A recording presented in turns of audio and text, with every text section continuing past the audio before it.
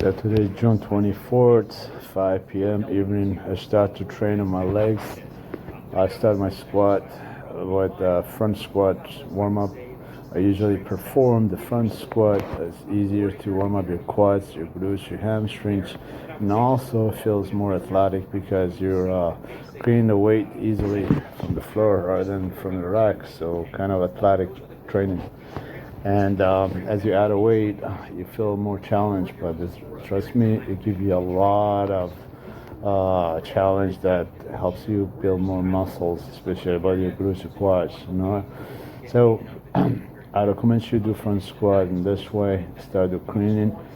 Do not unrack the weight for front squat from the rack because it makes your core weak.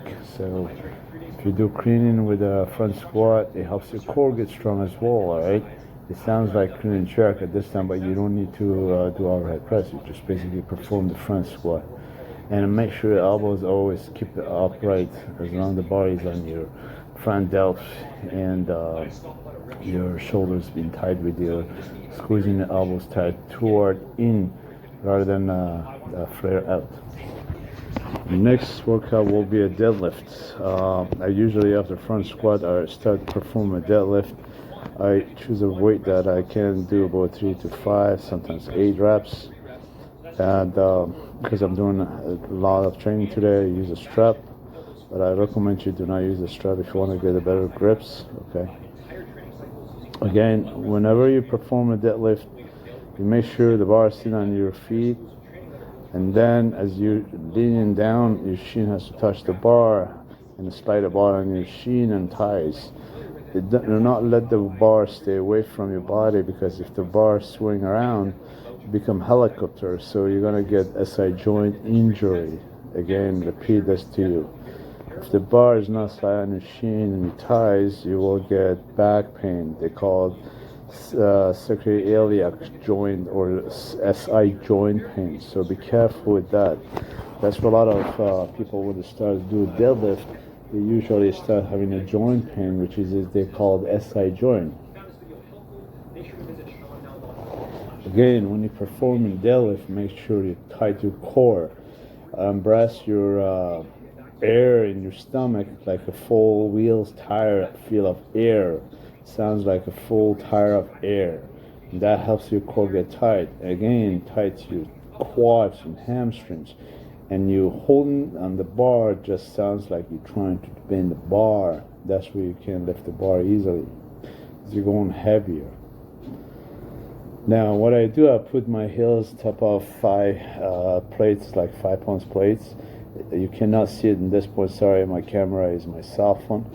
But I have plates under my heels. So when you elevate your heels, you kind of disengage your lower back, so you sound like doing quad or squat.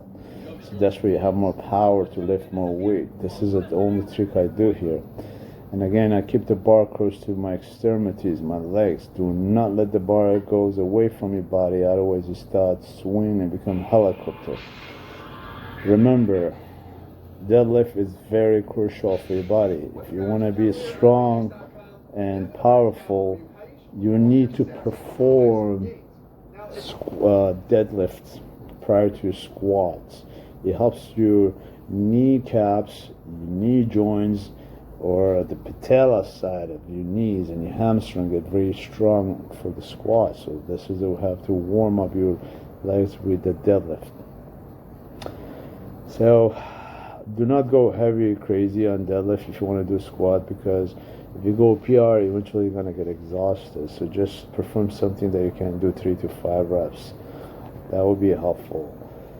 Anyway, let's go towards squat track.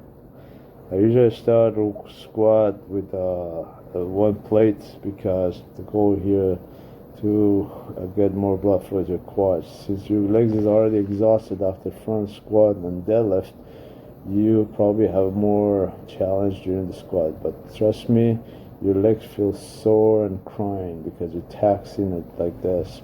So you get very powerful. You become like a jack that can lift a SUV truck. Trust me, your legs is very powerful that way. And Yeah, man. Some body there.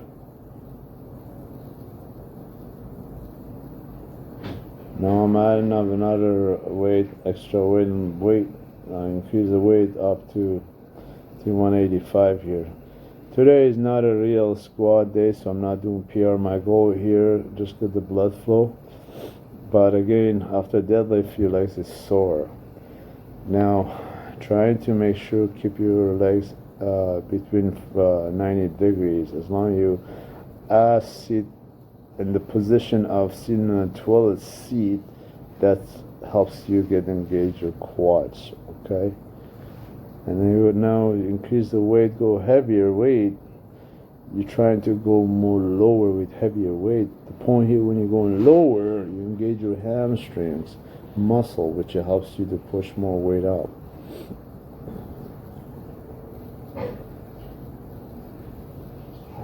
If you can't use a barefoot, go with the barefoot. If you're not, try to have a shoes with a flat sole, soft face, so you put the pressure on the floor. Okay. My shoes is not the right shoes for squat. This is a construction shoes. It's a safety boot, so it's not comfortable for doing squat. But I do my best I can. I don't give excuse because of shoes, whatever. I have to train my day. I will go through my training.